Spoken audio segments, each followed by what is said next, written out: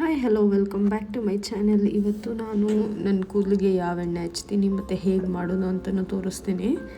ಈ ಥರ ಒಂದು ಪಾತ್ರೆ ಇಟ್ಕೊಳ್ಳಿ. ನೀರಿರಬಾರ್ದು, ಕ್ಲೀನಾಗಿರಬೇಕು ಪಾತ್ರೆ. ನೀರೆಲ್ಲ ಇದ್ದರೆ ನೀರೆಲ್ಲ ಒರೆಸಿ ನೀಟಾಗಿ ಇಟ್ಕೊಳ್ಳಿ.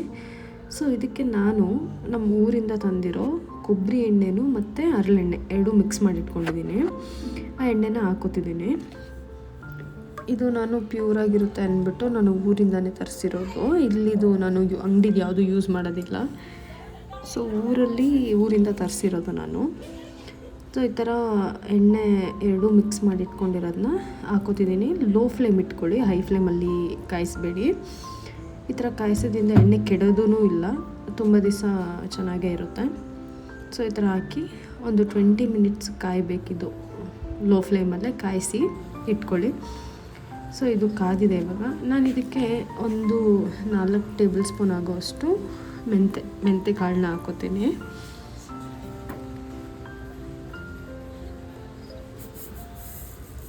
ನೋಡಿ, ಹೀಗೆ ಮೆಂತೆ ಕಾಳು ಮತ್ತು 1 ಹಿಡಿ ಆಗೋಷ್ಟು ಕರ್ಬೇವಿನ ಸೊಪ್ಪು.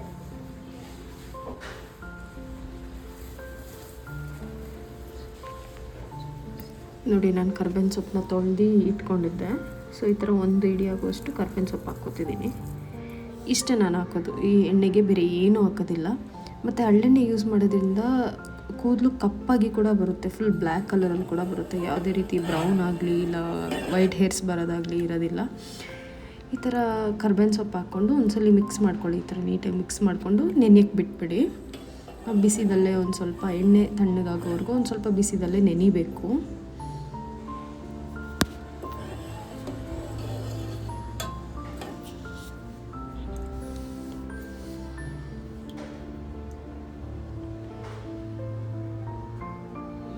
ಸೊ ಈ ಥರ ಮಿಕ್ಸ್ ಮಾಡಿ ಬಿಟ್ಬಿಡಿ. ನೋಡಿ, ಎಣ್ಣೆ ಎಷ್ಟು ಪ್ಯೂರಾಗಿದೆ ಅಂದರೆ ಯಾವುದೇ ರೀತಿ ಕಲರು ಇಲ್ಲ, ಏನೂ ಇಲ್ಲ. ಮುಂದೆನೇ ನಿಂತ್ಕೊಂಡು ಮಾಡಿಸಿ ತೊಗೊಂಬಂದಿರೋ ಎಣ್ಣೆ ಇದು. ಸೊ ಪ್ಯೂರಾಗಿದೆ. ಈಗ ಇದು ನೆಂದಿದೆ ಅನ್ಕೊತೀನಿ. ಕರ್ಬೇವಿನ ಸೊಪ್ಪು ಸ್ಮೆಲ್ಲು ಎಲ್ಲ ಚೆನ್ನಾಗಿದೆ. ನೋಡಿ, ಮುಟ್ಟಿದ್ರೆ ಬಿಸಿ ಆಗ್ತಿಲ್ಲ, ಒಂದು ಸ್ವಲ್ಪ ಲೈಟಿಗೆ ಬಿಸಿ ಇದೆ ಅಷ್ಟೇ. ಮುಟ್ಬೋದು. ಇಷ್ಟು ಬಿಸಿದಲ್ಲಿ ಆಫ್ ಮಾಡ್ಕೊಳ್ಳಿ. ಇನ್ನೊಂದು 4 ಥರದ್ದು ನಾನು ಸೀಡ್ಸ್ ಡೈಲಿ ತಿನ್ನೋದು. ನೋಡಿ, ಇದೆಲ್ಲರಿಗೂ ಗೊತ್ತೇ ಇರುತ್ತೆ. ಎಳ್ಳು, ಕಪ್ಪು ಎಳ್ಳಿದು, ಕರಿ ಎಳ್ಳು. ಇದು 1 ಸ್ಪೂನು, ಸಾಧ್ಯವಾದರೆ 1 ಸ್ಪೂನ್, ಆಗಿಲ್ಲ ಅಂದರೆ ಅರ್ಧ ಸ್ಪೂನ್ ಆದರೂ ಡೈಲಿ ನೀವು ತಿನ್ನಬೇಕು. ಮತ್ತು ಇದು ಚಿಯಾ ಸೀಡ್ಸು, ಇದು ಎಲ್ಲರಿಗೂ ಗೊತ್ತೇ ಇರುತ್ತೆ.